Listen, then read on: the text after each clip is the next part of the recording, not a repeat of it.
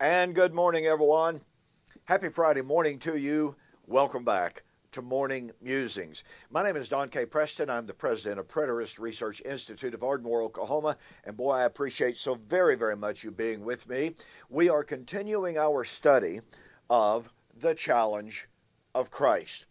For 2 years now, I've been sharing with you how critical it is that the church, broadly considered, has got to begin to come to grips with the challenge of Christ. For centuries, for millennia, the church has basically ignored, in many, many ways, the challenge of Christ. That challenge is, however, very clear, it's very emphatic, and it's very powerful.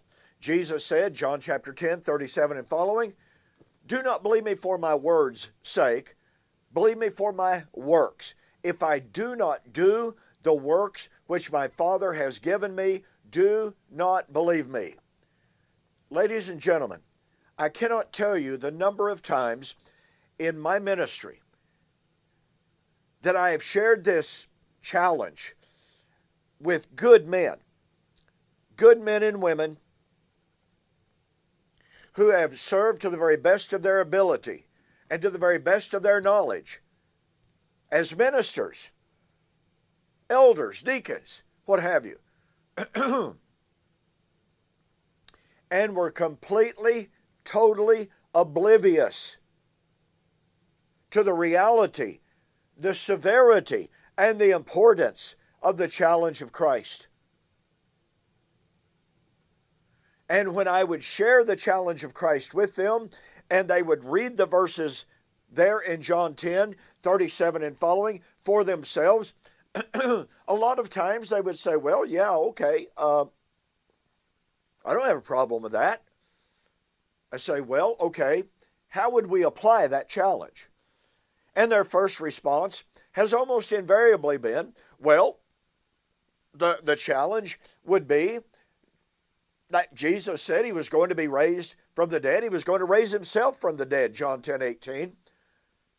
And therefore, if Christ is not risen, our faith is in vain, said Paul in 1 Corinthians chapter 15. And I would say, you're exactly right. And I've told them, that's part, certainly a foundational, fundamental element of the challenge of Christ. But I said, that's not the totality of it. And I've gotten people that kind of, well, okay, I guess I don't understand what you're talking about then. Then I would share with them Matthew 16, 27 and 28. The Son of Man will come in the glory of the Father with his angels, and shall reward every man according to his works. And verily I say unto you, there are some standing here which shall not taste of death until they see the Son of Man coming. Now, many times they try to respond to that, as a gentleman did on Facebook just this week. And he argued, Matthew 16, 27 is very clearly the end of time. That's when Christ comes out of heaven, riding on a cloud to judge every human being.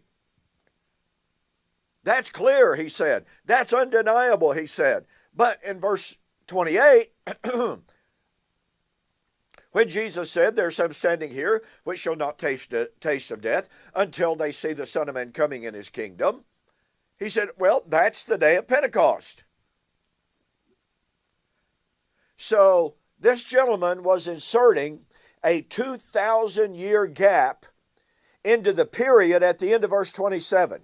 Listen, this is a really, really common tactic. It's a really, really common interpretation, but it simply will not work. As I pointed out, that view violates the grammar, as I've shared with you right here on Now TV. But let me reiterate this.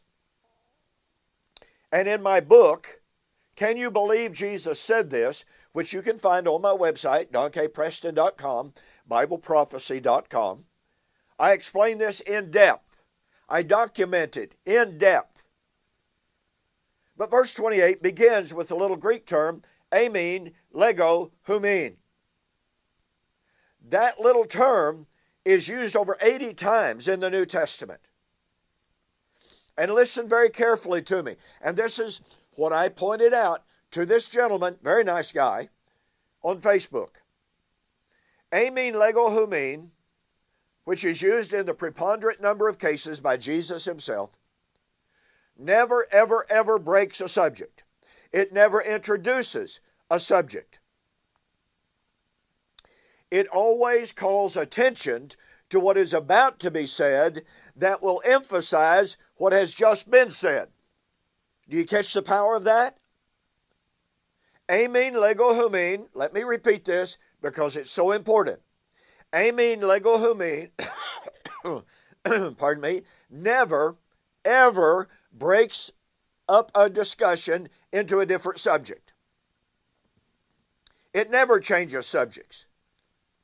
Amin lego humin always calls attention to what is about to be said that emphasizes what has just been said. So what does that mean? It means that verse 28 is emphasizing verse 27. It means that verse 28 is telling us when verse 27 would be fulfilled, and that would be when some that were standing there at that time, 2,000 years ago, would live to see the Son of Man coming in his kingdom. Now look, folks, I'm telling you, we've got a really severe problem here in Orthodox Christianity. You know what one person recently tried on Facebook?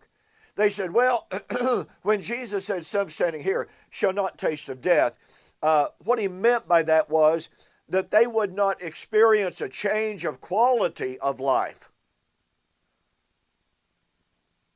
What?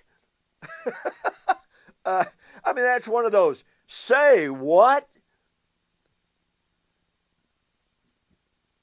This is what I call argumentum ad desperatum. It's an argument from desperation. It's an argument that someone has literally created out of whole brand new cloth. It is an unprecedented argument, never been made. But because this individual knows that Jesus said, some standing here shall not taste of death until they see the coming of the Son of Man in his kingdom, they had to come up with some explanation to redefine some standing here, or redefine rather, shall not taste of death. Now if you're going to redefine the words, terms, and phrase there in Matthew 16:28, you're going to have to do it in Luke chapter 1 when Simeon, as Jesus was being carried into the temple by Mary and Joseph, Simeon took the child up, held him up, and proclaimed him to be the Son of God, the Messiah, and he said it had been revealed to him that he would not taste death until he saw the coming of the Messiah. Now, did Simeon say, my quality of life won't change until I see the child? I mean, literally, how ridiculous can people be? And I'm not trying to be unkind. But ladies and gentlemen, I've been at this an awful long time, and it just literally stuns me from time to time how desperate people can get. I have right here on my desk about a 4 or 5 page written response to some questions. I'm beginning to engage in a formal written debate with a gentleman on the dating of Revelation. And I asked him 10 questions in preparation for our debate. One, watch this. One of the questions that I asked him was, my question number 4, is the new creation foretold in Revelation 21 and 22, the same new creation foretold, prophesied in Isaiah 65 to 66. And he wrote, well, he answered it, after the resurrection, the ascension of Christ, and the Christian Pentecost, we are already taking part in the new creation and new heavens and new earth in part. Ladies and gentlemen, That's not what I asked. And this is what happens over and over and over again. When people are confronted with a challenge to their own, quote, orthodoxy, all of a sudden they start running and dodging and obfuscating and doing everything in the world except answering the challenge of Christ. I cannot tell you the number of times that I have shared this challenge of Christ. As I pointed out, share John chapter 10, 37 with them first. And they go, well, okay, no problem. And then I share with them Matthew 16, 27 and 28. And when the power of Matthew 16, 27 and 28 hits them like a thunderbolt out of heaven, they literally stand there with that deer in the headlight look. And I have had people literally just close their Bibles or close mine when I would give it to them and have them read that, hand it back to me, and literally walk away without another word. Now, let me ask you, ladies and gentlemen, have you been giving serious, objective, honest consideration to the challenge of Christ? This challenge is not going to go away. We are living in a world that is increasingly hostile to Christ, to the gospel of Christ. There are an increasing number of individuals, there's a brand new book out, by the way, calling Jesus a liar because he said he was going to come back before all those people died. That gentleman doesn't have a clue in the world how to answer the challenge of Christ. And he's a, quote, scholar, unquote. This challenge is not going away. You and I must be able to answer it. Now, let me turn my attention back to the fact I have asked this question over the last several weeks. Modern Christianity implicitly, no, I do not believe, and I know that sincere Christians do not willingly accuse Jesus of failing. Now, they say things like, well, yeah, it sounds like Jesus said he was coming back in the first century, but I don't believe he really said that. I'm sorry. Some standing here shall not taste of death until they see the Son of Man coming in his kingdom.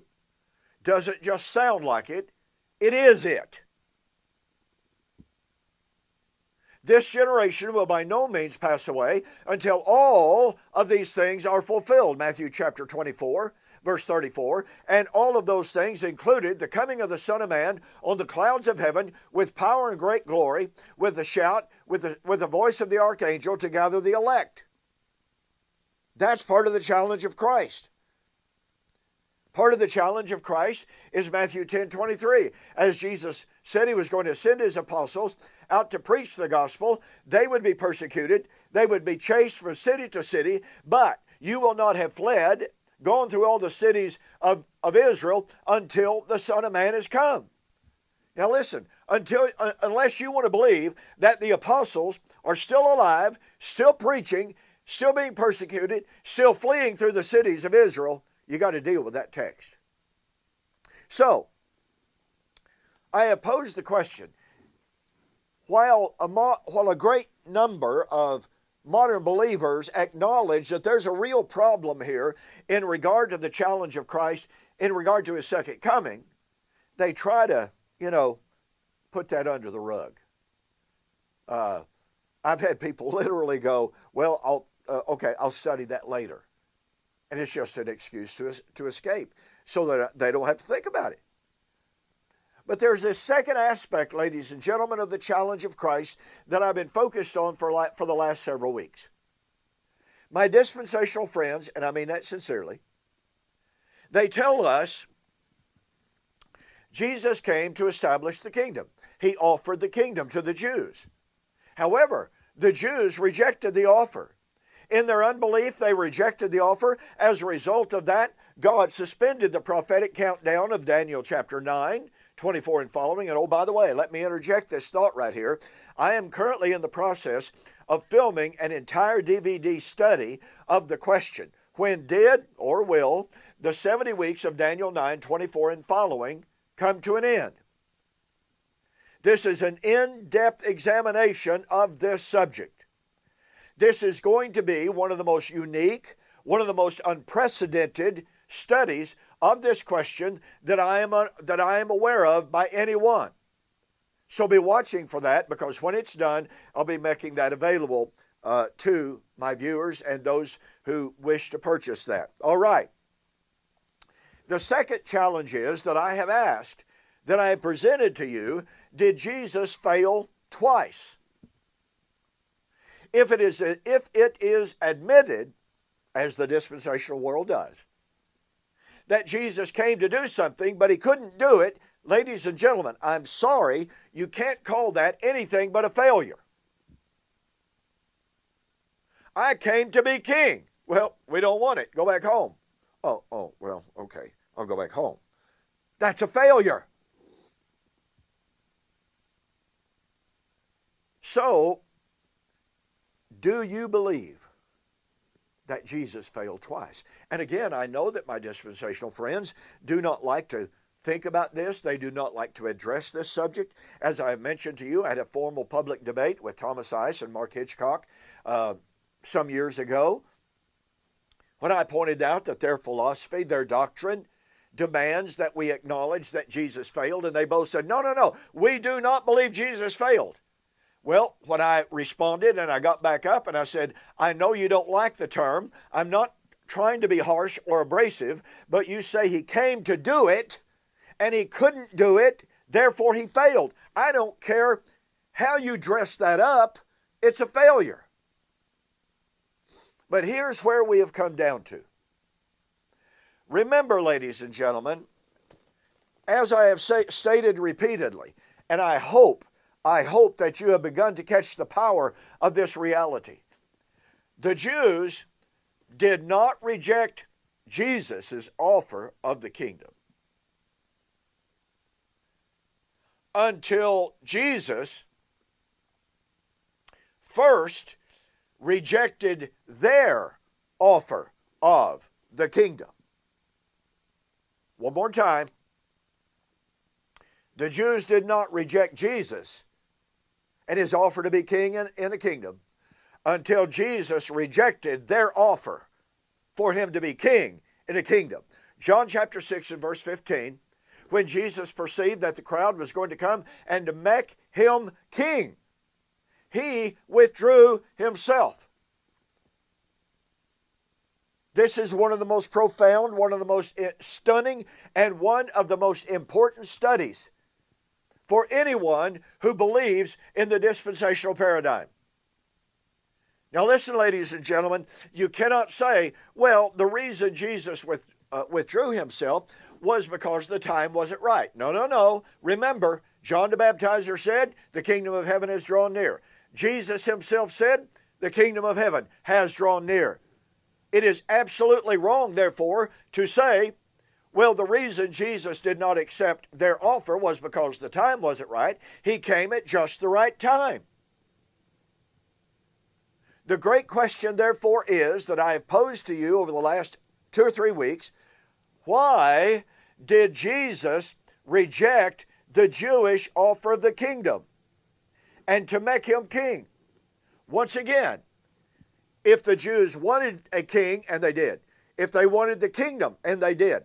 And if Jesus came to be king, and he did, and if he came to establish the kingdom, and he did, then why did he reject their offer, and they in turn reject his offer? We got to deal with this. And the reason that Jesus rejected their offer, ladies and gentlemen, goes back to 1 Judges chapter 8 and verse 8, which we examined in depth. In the story of Gideon and the slaying of Zimah and Zalmunna, when Gideon defeated the Midianites, the children of Israel came to him and they said, we want you and your sons and your grandsons to rule over us. And Gideon just absolutely recoiled in horror, and he said, no, I will not rule over you, my sons will not rule over you, but the Lord God shall rule over you. It is the Lord God that delivered you out of Egypt and has ruled over you ever since. I will not do this. What's going on here? The children of Israel are offering Gideon the kingdom to make him king exactly and precisely like the Jews in Jesus' day were about to come and make him king. And just like Gideon said, no, I will not be king over you, the kind of king they wanted. Jesus was rejecting their offer because, ladies and gentlemen, Jesus did not come to establish the kind of kingdom that Israel and the Jews wanted. Let's go to 1 Samuel chapter 8, which I gave you as homework last week. In 1 Samuel chapter 8, we find the following. I'll just begin reading with verse 1. It came to pass when Samuel was old that he made his sons judges over Israel. The name of the firstborn was Joel, the name of the second, Ahijah. They were judges in Beersheba, but his sons did not walk in his ways. They turned aside after dishonest gain. They took bribes, and they perverted justice. Then all the elders of Israel gathered together and came to Samuel at Ramah. And he said to him, look, you're old, and your sons do not walk in your ways. Now make us a king to judge us, watch this, like all the nations. Make us a king like all the nations. You see, all of the surrounding nations had kings sitting on a throne as rulers over territory, over citizens, over the armies. They had already seen, Israel had, hey, Gideon would be great at this. He rejected them. Now they have come. They're not satisfied with Samuel and his sons. Well, might they not be satisfied with Joel and Ahijah? I think that was his name, wasn't it? No, Abijah, excuse me. Certainly normal for them not to be satisfied with them, but now they want to be just like all of the other kingdoms and have a physical king sitting on a physical throne. Now look, God knew this was going to happen. All the way back in Deuteronomy, the Lord warned them that the time was going to come in which they were going to desire a king, and he warned them of the dire consequences. He said, you may like it at first, to give a good old Oklahoma paraphrase here, but that king is going to tax you. That king is going to take your daughters to be his wives and concubines. He's going to take your horses.